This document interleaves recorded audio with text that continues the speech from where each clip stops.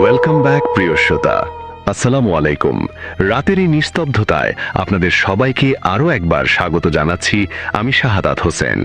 আশা করছি আপনারা সবাই ভালো আছেন, সুস্থ আছেন এবং নিরাপদে আছেন। আর আপনি এই মুহূর্তে শুনছেন আপনাদের প্রিয় ভূত FM 9.8, যেখানে গল্প নয়, ভয় নিজেই কথা বলে।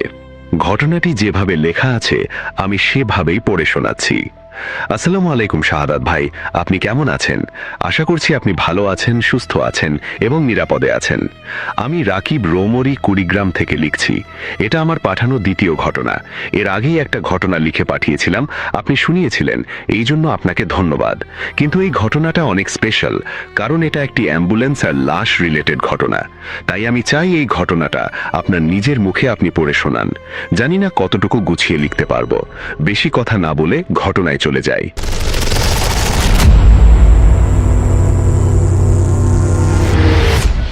আমি রাকিব, পড়াশোনার জন্য বিভাগীয় শহর রংপুরের একটা মেসে থাকি। সিঙ্গেল রুম, সবসময় একাই থাকতে হয়। বিকেলে মেসের বন্ধুদের সাথে মাঝে মাঝে ঘুরতে বের হই। এমনি একদিন দুপুরে ভূত FM 9.8 শুনতে শুনতে পড়ছিলাম। হঠাৎ মনে হলো ভূত FM 9.8-এ রংপুর বিভাগের ঘটনা নেই বললেই চলে। বাংলাদেশের সব বিভাগের চেয়ে রংপুর বিভাগে অনেক প্রত্যন্ত অঞ্চল রয়েছে, কিন্তু ভূত FM 9.8-এ এই বিভাগের ঘটনা সবচেয়ে কম। তাই মনে হলো পাশেই রংপুর মেডিকেল, সেখানে গেলে হয়তো কোনো ঘটনা পাওয়া যাবে। তাই মেসের সবাইকে বললাম, আজকে বিকেলে রংপুর মেডিকেলে যাব ঘুরতে, মনটা ভালো লাগছে না। যেই বলার সেই কাজ। আসরের নামাজের পরে সবাই মেডিকেলের দিকে রওনা দিলাম। কিছুক্ষণ পর আমরা সবাই রংপুর মেডিকেলে পৌঁছে গেলাম। মেডিকেলে ঢুকে সবাই কয়েকটা ছবি তুলে নিলাম। ছবি তোলার শেষে আমি সবাইকে বললাম, চল অ্যাম্বুলেন্সের মামাদের সাথে কথা বলি, দেখি ওনাদের সাথে কোনো প্যারানর্মাল ঘটনা ঘটেছে কিনা। ভূত FM 9.8-এ পাঠানো যাবে। আমার কথায় সবাই রাজি হলো। সামনে একটা অ্যাম্বুলেন্স ছিল। আমরা সেই মামাকে জিজ্ঞেস করলাম তার সাথে কোনো প্যারানর্মাল ঘটনা ঘটেছে কিনা। সে বলল, মামা, আমার হাতে এখনো এরকম কোনো ঘটনা নেই, আমার সাথে কিছু ঘটেনি, কিন্তু ওই একটা অ্যাম্বুলেন্স দেখছেন না, ওনার সাথে ঘটেছে, যান, বললেই বলবে। আমরাও মামার কথা মতো সেই লোকটার কাছে গেলাম। গিয়ে সালাম দিয়ে ভালো মন্দ জিজ্ঞেস করলাম। আর মামাকে বললাম, মামা, আমরা এসেছি আপনার সেই ঘটনা শোনার জন্য। তোমরা কেমনে জানো? ওই মামা বলল, অনেক আশা নিয়ে এসেছে, মামা বলতে হবে।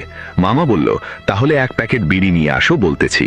আমরাও তার কথা মতো বিড়ি এনে দিলাম এবং একটা গাছের নিচে সবাই বসলাম। সে একটা বিড়ি ধরিয়ে বলা শুরু করলো। আমি তার মতো করে বলার চেষ্টা করছি।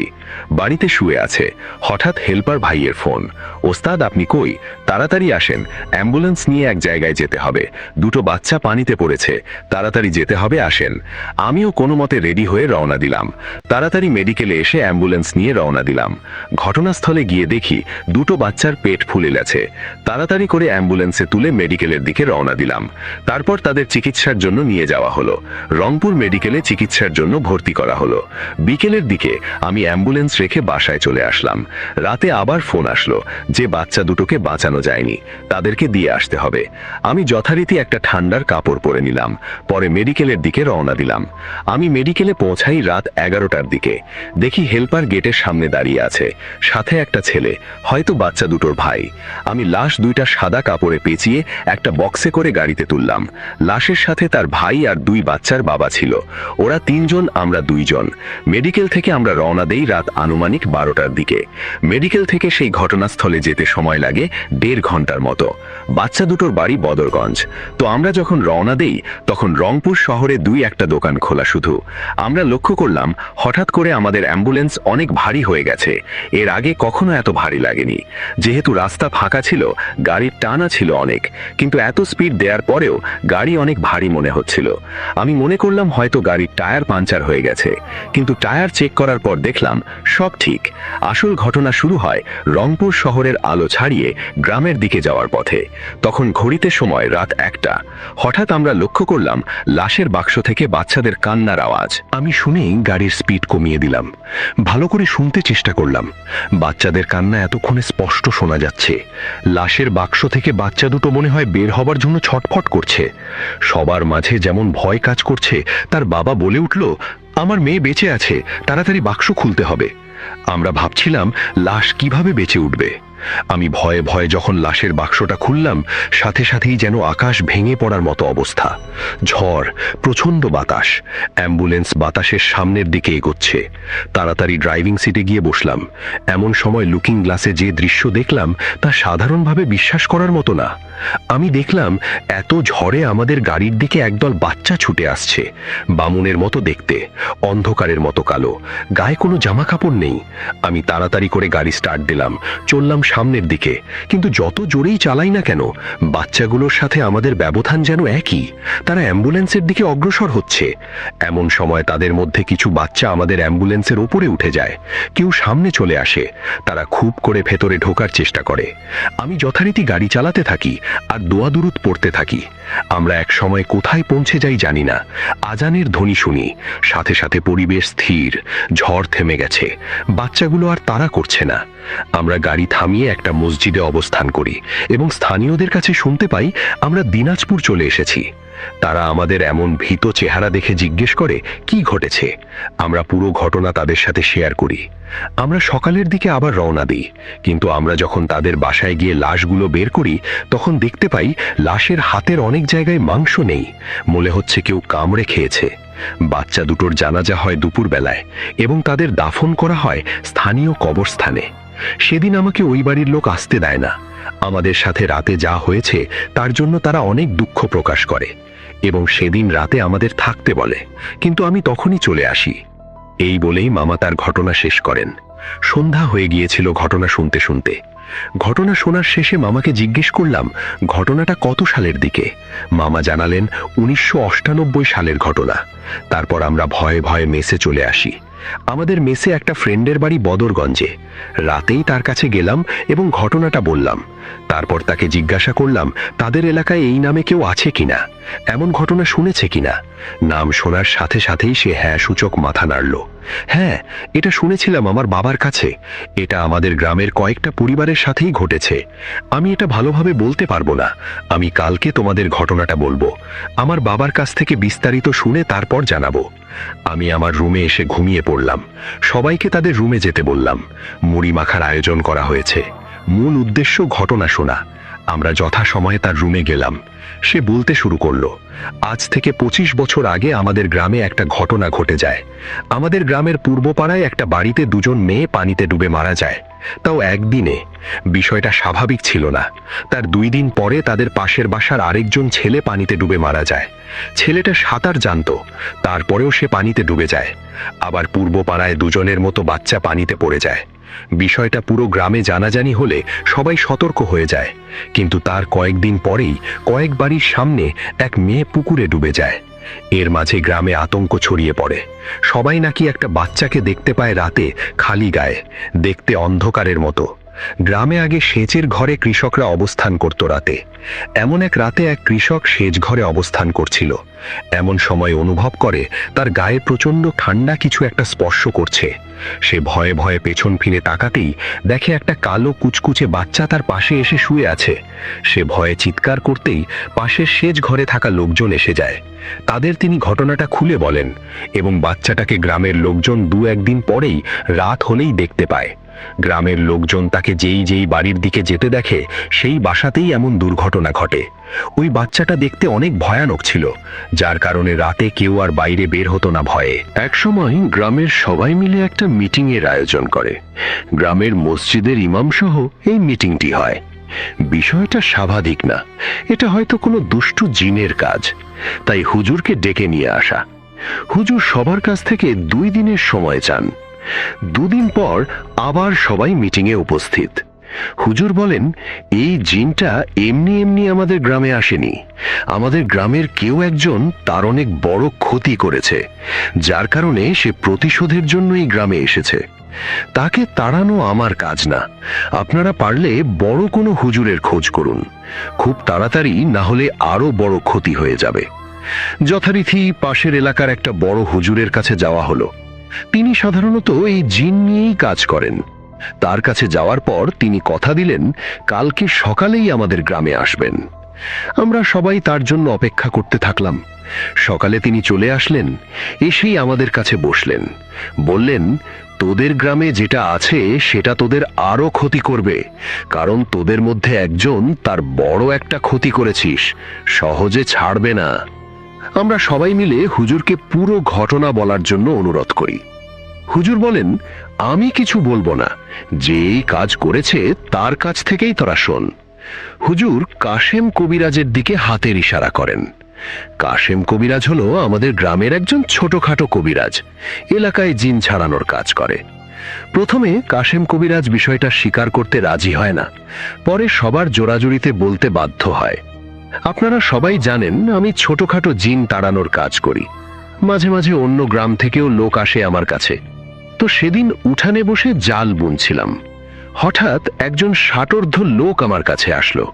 আমি বসতে বললাম। তিনি জানালেন তার বাসা এখান থেকে 3 গ্রাম দক্ষিণে। তিনি একটি সমস্যায় পড়ে আমার কাছে এসেছেন। আমি কি হয়েছে জিজ্ঞেস করলাম তাকে।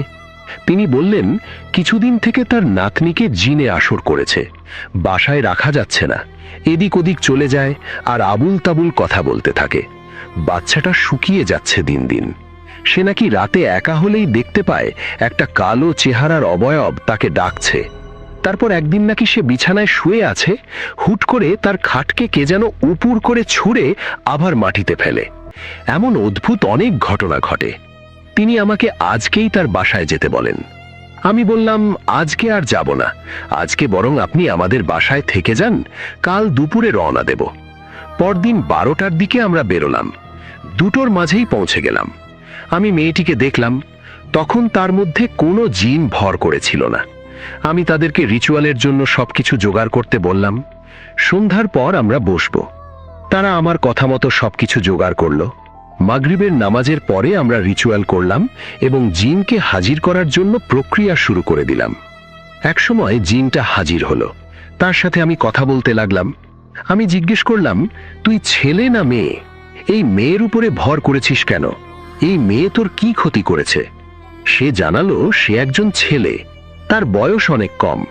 মেয়েটা এক সন্ধ্যায় বাড়ির উঠোনে জারুল গাছের নিচে যায়, সেখান থেকে নাকি জিনটার মেয়েটাকে ভালো লেগে যায়, তারপর তার মধ্যে ভর করে। সে তাদের পাহাড়ে নিয়ে গিয়ে মেয়েটিকে বিয়ে করতে চায়। আমি তাকে মেয়েটিকে ছেড়ে দিতে বলি এবং অনেক দূরে চলে যেতে বলি, কিন্তু সে কোনোভাবেই রাজি হচ্ছিল না। তাকে অনেক জোরাজুরি করা হয়। মেয়েদের বাসার লোক তাকে মেরে ফেলতে বলে, কিন্তু তারপরেও সে রাজি হয় না। সে নাকি মেয়েটিকে নিয়ে যাবেই, আমি তাকে কিচ্ছু করতে পারবো না। আমার প্রচন্ড রাগ হয়। আমি বাড়ির লোকদের কিছু মরিচ আনতে বলি, তারা নিয়ে আসে। সেটি দেখে তাকে ভয় দেখায়, কিন্তু সে বলতে থাকে আমি তার কিচ্ছু করতে পারবো না। সে কোনোভাবেই যেতে চাচ্ছিল না। তারপর আমি জিনটাকে মেরে ফেলি। কাজ শেষ করে আমি বাসার দিকে রওনা দেই। রাত তখন 7:30 হবে। আমার কাছে একটা হ্যারিকেন ছিল। আমি রাস্তা দিয়ে আসছিলাম, একটা বাঁশ বাগানের নিচ দিয়ে যাচ্ছিলাম। হঠাৎ করে রাস্তার পাশে একটা বাচ্চাকে দেখতে পাই। এই প্রচন্ড শীতে তার গায়ে কোনো জামা নেই। আমি তার কাছে গিয়ে তার বাসা কোথায় জিজ্ঞেস করায়। সে ইশারা করলো পাশের একটা গ্রামের দিকে। আমিও সেই দিকে যাচ্ছিলাম। আমি বললাম, চল আমার সাথে, এগিয়ে দিই। আমরা একসাথে আসছিলাম। তখন কিছু রাস্তা আসার পর আজানের আওয়াজ ভেসে আসলো। এশার আজান দিচ্ছে। সাথে সাথে দেখি বাচ্চাটা নেই। বুঝতে বাকি রইল না সে সাধারণ কিছু না। তারপর আমি বাসায় চলে আসলাম। ওই দিন আর কিছু ঘটেনি আমার সাথে। আমরা সবাই তার কথা শুনে অবাক, কেউ কেউ তাকে মারতে চায় এমন অবস্থা। তখন হুজুর সবাইকে শান্ত করে বলেন এবং জানান যে বাচ্চাটা তার পিছু নিয়েছিল সেটা আসলে মানুষের বাচ্চা ছিল না, সেটা ছিল সেই জিন, তার ভাই, যাকে কাসেম মেরেছিল সেই রাতে। তার 10 ভাই, এক ভাইকে মারার কারণে অন্য ভাইয়েরা অনেক ক্ষেপে যায়, যার কারণে তার পিছু নিয়েছিল এবং যার ফলে তার 2 নাতনিকে নির্মমভাবে পানিতে ডুবিয়ে মেরে ফেলেছে তারা। এবং তারা সেই লাশ দুটোর জন্য সেদিন তাদের পিছু নিয়েছিল। সেই লাশ দুটো পেলে তারা আরো শক্তিশালী উঠত, কিন্তু নিতে পারেনি। এভাবে সব বাচ্চাকেই তারা মারবে, তাদের ভাইয়ের হত্যার প্রতিশোধ নেবে। তাদেরকে থামানো না গেলে গ্রামের সব বাচ্চাকেই তারা মেরে ফেলবে। তারপর হুজুর বললেন তাদেরকে থামানো যাবে, এর জন্য আমাদের পাশের গ্রামের ব্রিজের নিচে 9টা আস্ত খাসি ছাগল জবাই করে আসতে হবে, এবং এই কাজটা করতে হবে কাসেম কবিরাজকেই। কাসেম কবিরাজে রাজি হতে চায়নি প্রথমে, কিন্তু গ্রামবাসীদের জোড়াজড়িতে শেষমেশে রাজি হয়। তাকে শর্ত দেয়া হয়, যত কিছুই হয়ে যাক না কেন পেছনে ফেরা যাবে না। যেহেতু কাসেম কবিরাজ এগুলো কাজ করতেন, তিনি জানতেন এবং পেছনে ফিরে তাকাননি। এরপর 3 মাস কাসেম কবিরাজের জ্বর ছিল, একসময় মারা যান। সবাই বলে সেই জিনগুলো তাকে মেরে ফেলেছে, কেউ বলে বয়স হয়ে গিয়েছিল তাই মারা গেছে। এরপর থেকে এইভাবে আর কেউ পুকুরে পড়ে মারা যায়নি। গ্রামের রাস্তায় এমন কাউকে আর দেখা যায়নি। এই ছিল ঘটনা।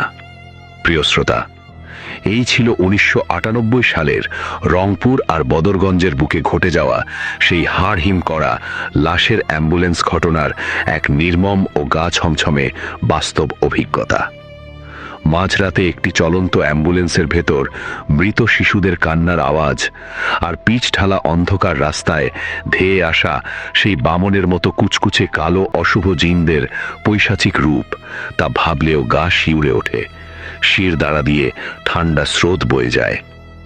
কাসেম কবিরাজের একটি ভুল কিভাবে পুরো গ্রামের নিষ্পাপ শিশুদের ওপর এক ভয়ঙ্কর অভিশাপ ডেকে এনেছিল, আর শেষ পর্যন্ত তাকেও নিজের জীবন দিয়ে তার মূল্য চুকাতে হয়েছিল, তা আমাদের মনে করিয়ে দেয় যে আমাদের চেনা এই দৃশ্যমান জগতের সমান্তরালে চলা সেই অদৃশ্য অন্ধকার কতটা প্রতিহিংসা পরায়ণ হতে পারে। এই ঘটনাটি নিয়ে আপনাদের অনুভূতি কি তা অবশ্যই কমেন্ট করে জানাবেন।